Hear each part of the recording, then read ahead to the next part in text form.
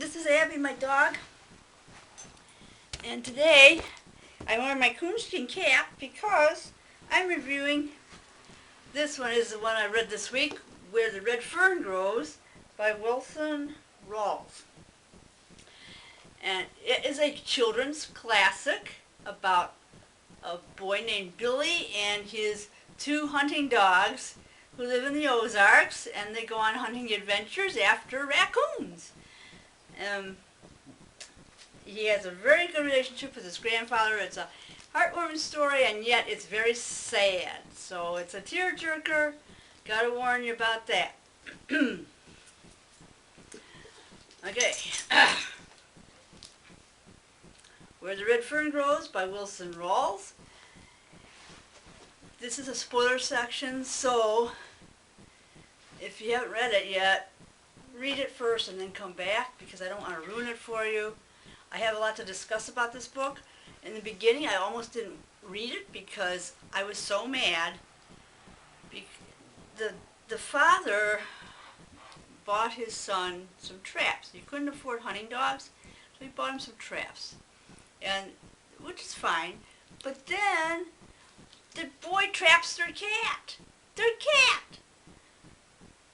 And then, of course, I liked the hunt. That was good. The contest, and it was so good when little Ann won. I cheered out loud for that. That was like a highlight. But then the ending was horrible. Horrible. The mountain lion fight with the dogs, and then both dogs died. Not just one, but both dogs? Really? Seriously? You have to kill both dogs off, author? What's wrong with you?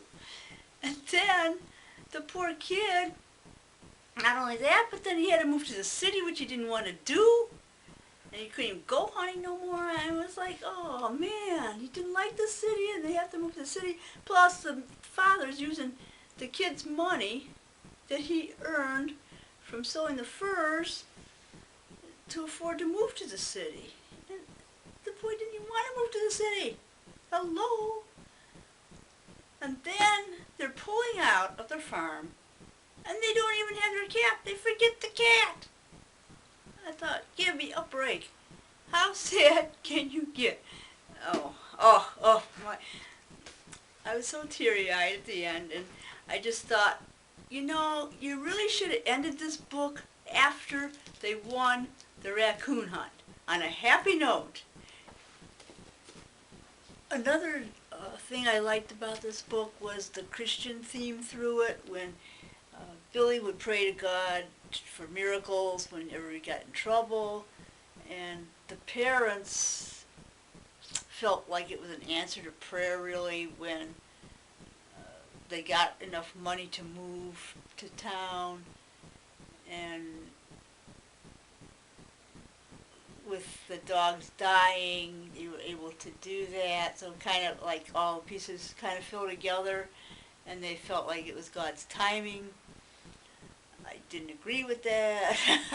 I sided with the boy. But then you also find out at the end where the title comes from, finally, Where the Red Fern Grows. I thought that was strange that you didn't find out until the end. But yeah, it was all right. It was all right. So, but you could classify it really as almost a Christian fiction children's book as well. What did you think? Did you like the ending? Don't you think it would have been better if they had ended it sooner? Instead of killing the dogs off, instead of having to move to the city? Oh. It was just, very bad. I liked the middle. I didn't like the beginning, I didn't like the end, but I liked the middle, so I gave it 3 stars. What did you think of it?